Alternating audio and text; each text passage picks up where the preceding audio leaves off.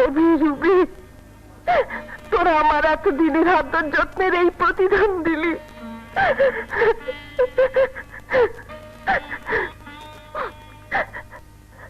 বেশ, তোরা যা করেছিস ভালোই করেছিস।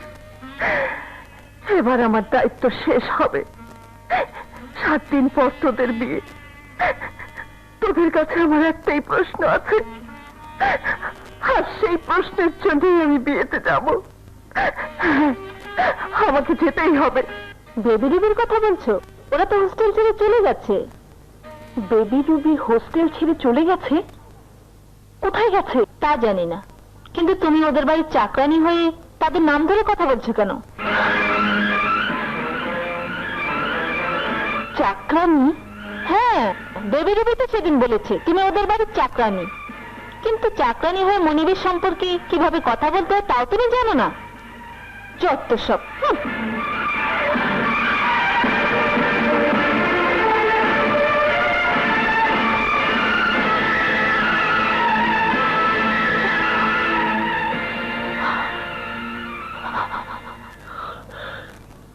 সত্যি ভাই বোনের প্রতি তোর আদর যত্ন দেখলে আমার মনে হয় তুই যেন ওদের মা বোন নোস। তাই বলছি, যতদিন তুই বেঁচে থাকবি ততদিন তুই ওদেরকে বোনের চোখে নয় মায়ের চোখে দেখিস। আর ওরা যদি কোনোদিন কোনো অন্যায় করেই ফেলে তাহলে মা হয়ে ওদের অন্যায়কে ক্ষমা করে দিস। বাবা, তুমি আমাকে বলেছিলে ওদেরকে যেন আমি মায়ের চোখে দেখি, মায়ের মতো আদর যত্ন করি। এতদিন ওদেরকে আমি মায়ের চোখে দেখে এসেছি, সন্তান ভেবেছি। কিন্তু বাবা, ওরা তো আমাকে মায়ের মতো ভাবে না। আমি ওদের মা হতে চেয়েছিলাম, কিন্তু হয়েছে চাকরানি। চাকরানি, চাকরানি।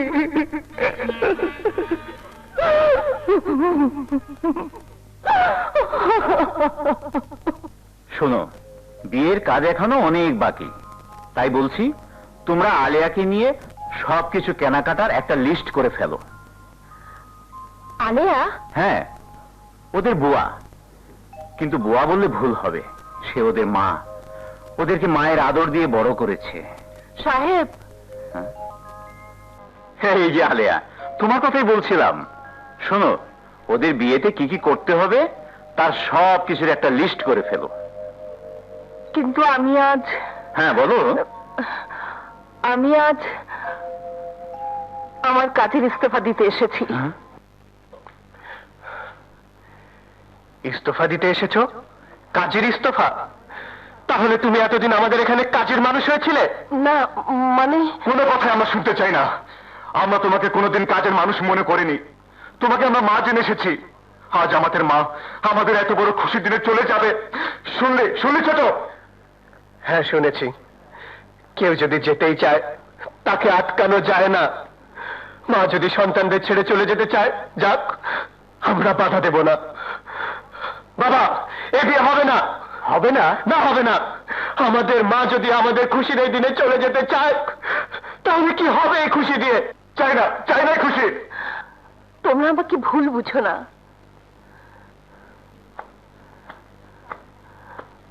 রানা, আমি এতদিন আমার 2 বোনের দায়িত্ব পালন করে এসেছি। সে দায়িত্ব আমার শেষ হয়েছে, তাই তাই আমি মুক্তি চেয়েছি শুধু। মায়ের দায়িত্ব সেই দিনই শেষ হয় যেদিন মায়ের সমস্ত দায়িত্ব এসে পড়ে সন্তানের উপর। এখন থেকে তোমার সমস্ত দায়িত্ব এই 2 সন্তানের উপর। এখন আমরা যা বলবো তোমাকে তাই করতে হবে, তাই মানতে হবে। আজ থেকে তুমি আমাদের এখানে থাকবে। হ্যাঁ, এটাই আমাদের শেষ কথা।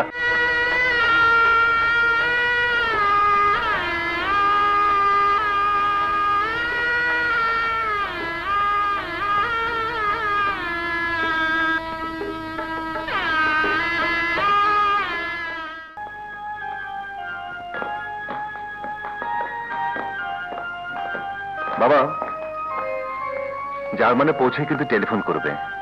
নিশ্চয়ই করব। তোমরা ভালো থেকো। এবার আসি বৌমা। জি।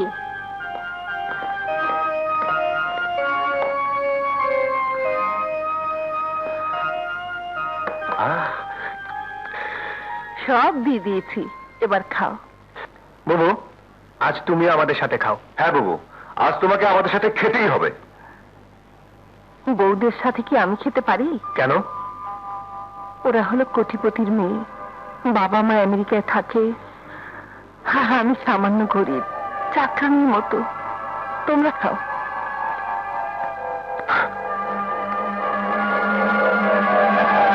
বড়, বুবুকে আমার কেমন যেন মনে হচ্ছে।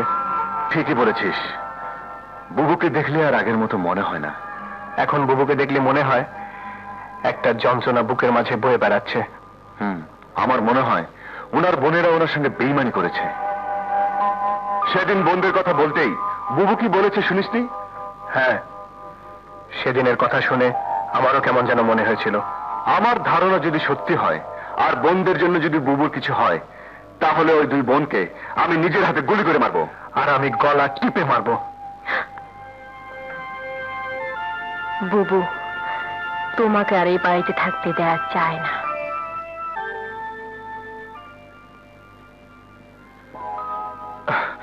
এসো বুবু।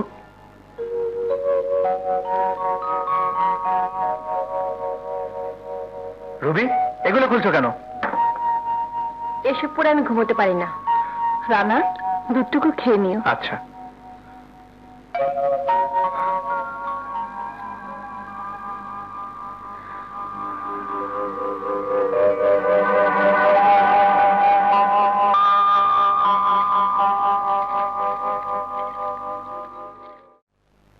এই, ওঠো ওঠো না।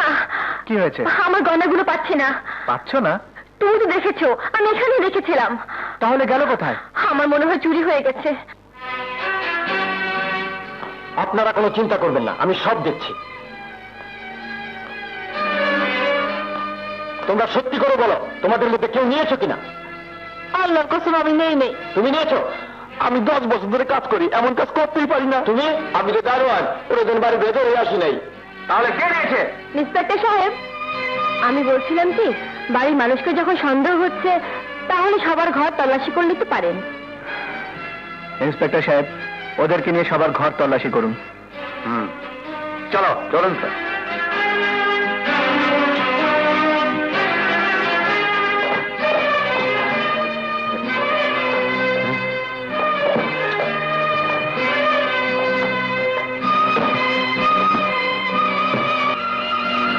কোনো ঘরেই কিছু পেলাম না।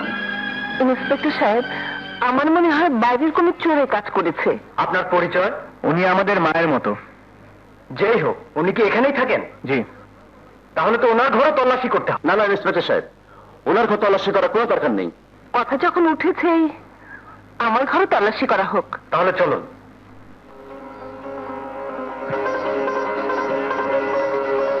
আপনি ওদিকে যান।